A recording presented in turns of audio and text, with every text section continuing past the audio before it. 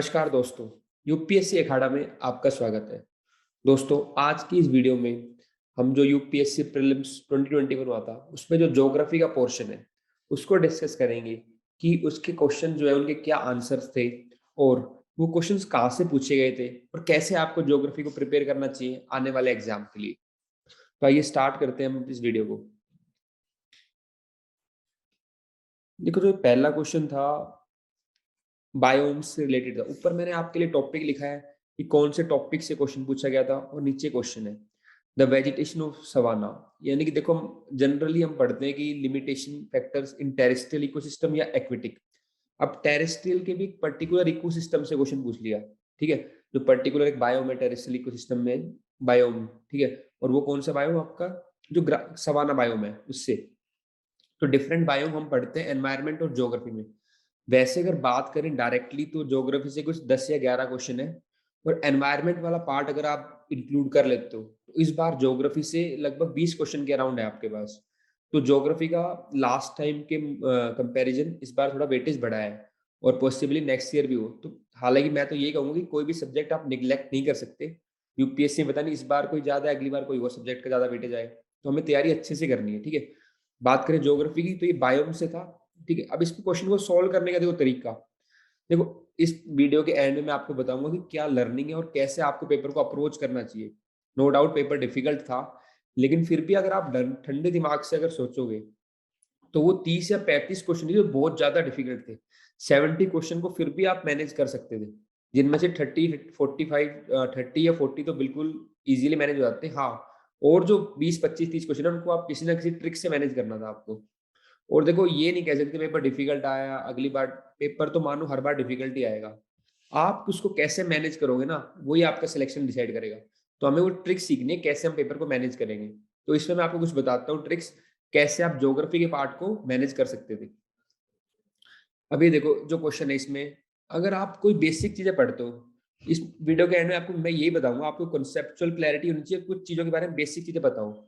तो जब भी आप बेसिक चीजें पढ़ते हो ना, तो आप ये देखो कि जब भी हम सवाना की बात करेंगे ना, अगर आपने सवाना ग्रासलैंड पढ़ा है तो उसमें हम ये चीज देखते हैं कि जो फायर है ना, वो लिमिटिंग फैक्टर होता है।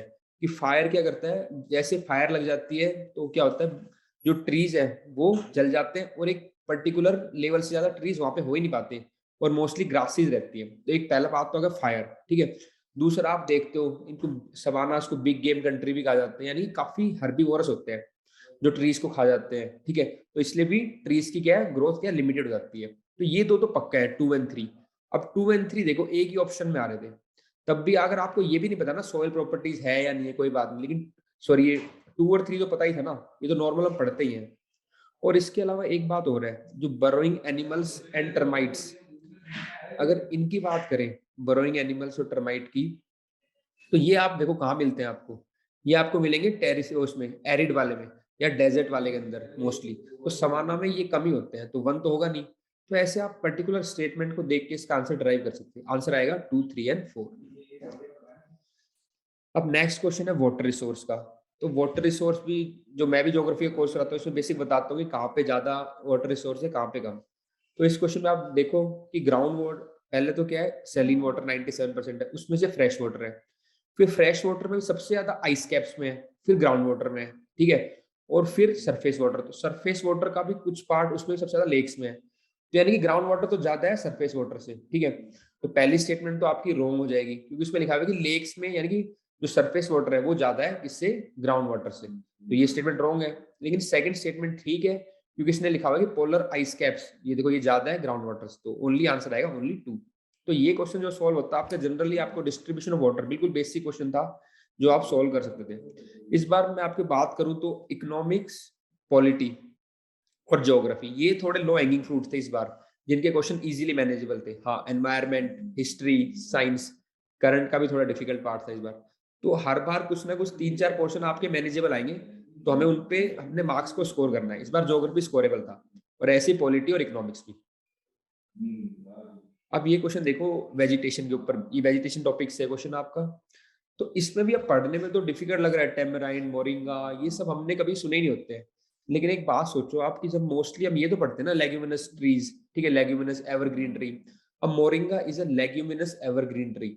अब मेरे को एक क्वेश्चन देख के ये पता चल गया था कि यार लेग्यूमिनस ट्रीज की मैंने डिफरेंट वेराइटीज पढ़ी है, उसमें कभी मोरिंगा तो नहीं पढ़ा, तो मैं इसको गलत करता। अब इसी एक स्टेटमेंट को अगर आप गलत मान लेते हो तो केवल सीधा आंसर आ रहा है आपका 3 एंड 4, क्योंकि 1 इसमें है, 1 इसमें, 1 इसमें, एलिमिनेट कर दो तीनों को, आंसर आएगा बी 3 एंड 4। कई बार कुछ चीजें पूरा क्वेश्चन नहीं पता होगा, लेकिन एक भी चीज पता होगी उससे भी आप आंसर ड्राइव कर लोगे। अब ये तो बिल्कुल बेसिक था, ब्लैक कॉटन सोइल पता होता है, वोल्केनिक इरप्शन के कारण हुई थी, तो सिंपल क्वेश्चन था बी। देखो इजी है क्वेश्चन इस बार, है ना, कुछ ज्योग्राफी के और कुछ में आपको दिमाग लगाना था। ये सॉइल्स ऑफ इंडिया से क्वेश्चन है। नेक्स्ट है आपका रिवर सिस्टम की अगर बात करें, तो इसमें पूछा हुआ है कि ये जो इंडस रिवर सिस्टम है उससे क्वेश्चन है कि कौन सी ये 3 रिवर है जो एक फिर फोर्थ में मिलती है, फिर वो फाइनली जाके आपके इंडस से मिलती है। तो वैसे थोड़ा ट्रिकी था, हम मोस्टली रिवर पढ़ते हैं, उसकी ट्रिब्यूटरी पढ़ते हैं, इतना ध्यान नहीं देते कौन किससे मिलता है। तो इससे लर्निंग ये है कि हमें जो भी अरेंजमेंट्स हो गए, हिल के हो गए, रिवर के हो गए, तो इन अरेंजमेंट्स पे फोकस करना है और उसके आसपास की लोकेशन पे पढ़ते वक्त, ठीक है। तो इसका आंसर आएगा चेनाब।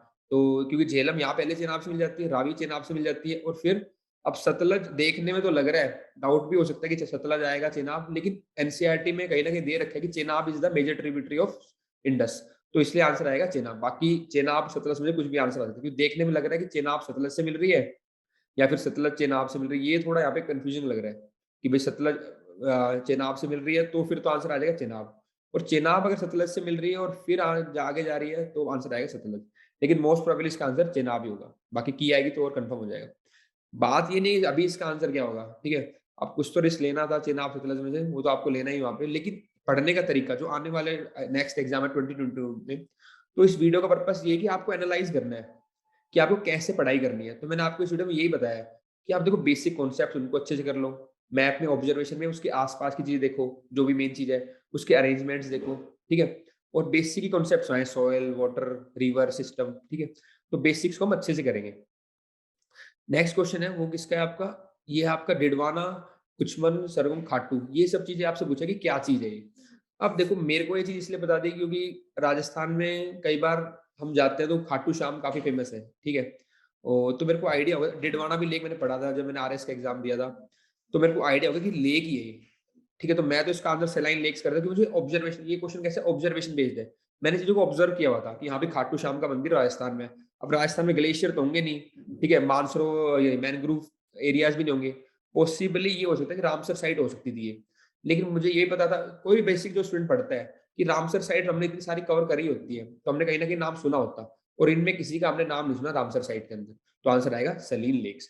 तो ऐसे भी आप कर सकते हो दो तरीके से, या तो ऑब्जर्वेशन, या दूसरा कि आपने ना ग्लेशियर के नाम सुने, ना मैनग्रोव्स का नाम सुना है, ना रामसर साइट का, तो बच गया स्लाइन लेक्स।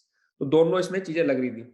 डायरेक्ट फिर बता रहा हूँ क्वेश्चन बहुत कम है, जैसे ब्लैक सोइल का आ गया डायरेक्ट, ठीक है, लेकिन 70% क्वेश्चन मानो आपको इन्फर करना पड़ेगा अपनी नॉलेज से। अब ये क्वेश्चन देखो, ड्रेनेज सिस्टम से है, पूछा हुआ है इनमें से कौन सी ईस्टर्न घाट से अराइज करती है। अब ये क्वेश्चन तो पढ़ने से आएगा, अगर आपने Eastern Ghat, Western Ghats, major river, minor river, जो हम कराते हैं basic river system, drainage system, वो करना ही पड़ेगा। अगर बात करें तो ईस्टर्न घाट देखो यहाँ तक ही है, और ये जो सुबर्ण रेखा है आपकी रिवर, और ब्राह्मणी, ये ईस्टर्न घाट से पहले ही है। तो सुबर्ण रेखा और ब्राह्मणी नहीं होंगे, 1 और 3 तो नहीं होगा, तो आंसर आ जाएगा 2 एंड 4, इसका आंसर आएगा 2 एंड 4। अब ये क्वेश्चन है जो, the global ocean commission grant license for sea bed exploration and mining in the international waters.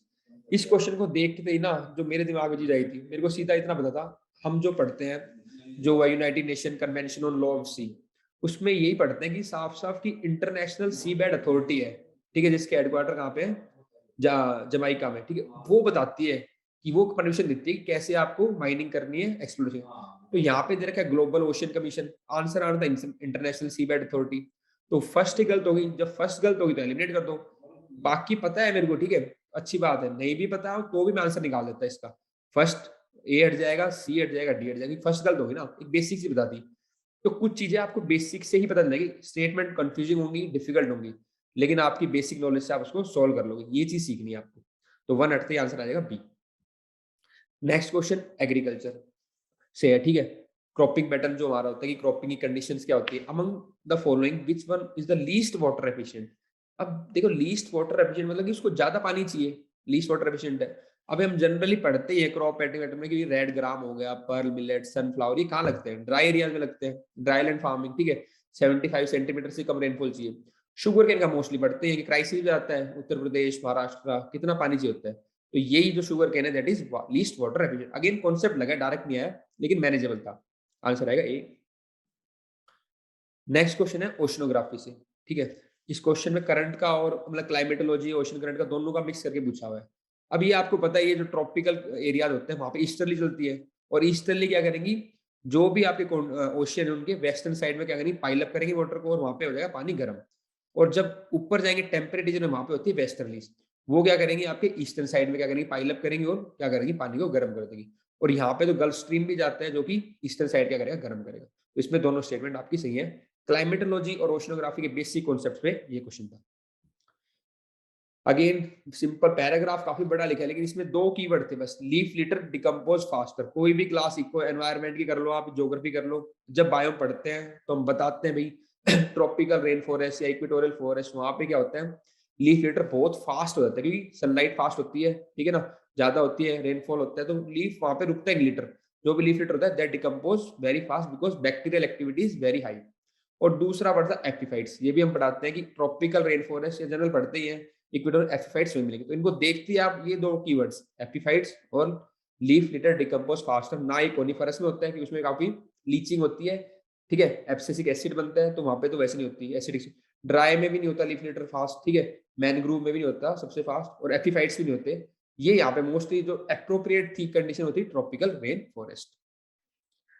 तो ये तो हमने क्वेश्चन आंसर डिस्कस कर लिए, ठीक है। तो इसमें अगर ये तो नॉट ओनली ज्योग्राफी, मैंने पूरा पेपर ही देखा था, तो उसमें आपको मैं बताता हूँ कि बेसिक आपके लिए लर्निंग क्या होनी चाहिए 2022 के लिए। तो कुछ जो सेक्शंस है ना, जैसे मैं खासकर हिस्ट्री और कल्चर, इसमें कुछ टॉपिक्स ऐसे जहाँ पे आपको इन डेप्थ नॉलेज है चाहिए, बुद्धिज्म, जैनिज्म, ठीक है, विजयनगर एम्पायर, ठीक है, उनकी क्या क्या मतलब, तो जो भी कुछ टॉपिक्स ऐसे थे जो बार बार रिपीट हो रहे हैं ना, ठीक है, सूफी मूवमेंट, भक्ति मूवमेंट, इनमें आपको इन डेप्थ नॉलेज रिक्वायर्ड है। हिस्ट्री के कुछ टॉपिक्स, सारे नहीं, कुछ टॉपिक्स में आपको इन डेप्थ नॉलेज रिक्वायर्ड है। प्लस में न्यूज़पेपर से काफी था, इवन हिस्ट्री पॉलिटी भी काफी न्यूज़पेपर से था इस बार, साइंस टेक इकोनॉमिक्स वो तो आता ही है, ठीक है। तो न्यूज़पेपर की headings, important points, daily coverage करना है आपको न्यूज़पेपर का। कोई भी चीज आप पढ़ते हो तो उसका बैकवर्ड एंड फॉरवर्ड लिंकेज आपको पता होना चाहिए। तो न्यूज़पेपर की इंपॉर्टेंस ये मैं अलग वीडियो में कवर कर दूंगा, आपको बता दूंगा कैसे आपको न्यूज़पेपर कवर करना है, ठीक है। और एक और इंपॉर्टेंट लर्निंग, कुछ क्वेश्चन होते हैं दे आर वेरी डिफिकल्ट, उनको हम बाउंसर्स मान सकते हैं। तो बाउंसर्स पे आप क्या करते हो, मतलब क्रिकेट में आप देखते होगे बाउंसर्स को मोस्टली अभी लीव करना चाहिए ताकि, और गुड डिलीवरी का वेट करना चाहिए, यानी कि इजी क्वेश्चन का वेट करना चाहिए। जैसे मान लो कईयों के लिए स्पोर्ट्स वाला question was like a bouncer, कईयों के लिए कल्चर वाला। तो ये क्वेश्चन क्या होते हैं, जो एस्पिरेंट होता है उसके टेम्परामेंट को शेक करने के लिए होते हैं, कि अगर वो उसमें घबरा गया तो वो इजी क्वेश्चन को भी मैनेज नहीं कर पाएगा। हमें याद रखना है, मैं आपको पहले ही बताई थी बात, 10 से 15 क्वेश्चन आएंगे, they're like bouncer, just leave them, उन पे फोकस ही मत करो, ना अपना टाइम, ना अपनी एनर्जी, ना इमोशंस। और बाकी जो आपके पास 80-85 क्वेश्चन है उनको अच्छे से करो। तो कुछ क्वेश्चन आपको छोड़ने के लिए बने हैं, ठीक है। कंसेप्चुअल क्लैरिटी चाहिए, स्पेशली ज्योग्राफी और इकोनॉमिक्स के। अगर आप देखोगे, अगर आपने बेसिक कॉन्सेप्ट भी ढंग से पढ़े हैं तो आपके आपके काफी क्वेश्चन सॉल्व हो जाएंगे। अगेन सिंपल स्ट्रेटेजी होती है, बेसिक अच्छे से कर लो, कॉन्सेप्ट कर लो, और कुछ उसको करंट से सप्लीमेंट कर लो। Basic techniques of elimination, selection, common sense needed, इसको बोलते हैं टेम्परामेंट। आपका टेम्परामेंट एग्जाम के लिए सेट होना चाहिए, आप अपनी होल्ड करो ना उसको, और बेसिक टेक्निक्स को यूज करो, ठीक है। ये मैं आपको आने वाले टाइम में सिखाता रहूंगा अपनी वीडियोस में। अगेन लास्ट लर्निंग ये थी कि एनसीईआरटीज और बेसिक बुक्स, उनसे ही आपके काफी क्वेश्चन सॉल्व होते हैं, so they are very important and keep studying and revising them. Paper को देखते हैं, और वैसे मेरा सब्जेक्ट भी है, तो आने वाले टाइम में मैंने नोट्स तो आपके लिए फ्रीली रिलीज कर दिए यूपीएससी खड़ा ऐप पे। बाकी मैं इसका जनवरी से कोर्स भी स्टार्ट करूंगा, तो those who are interested they can join the course on UPSC Akhada, ठीक है। और फर्दर कोई भी इंक्वायरी हो you can call on the UPSC Akhada. Thank you, all the best.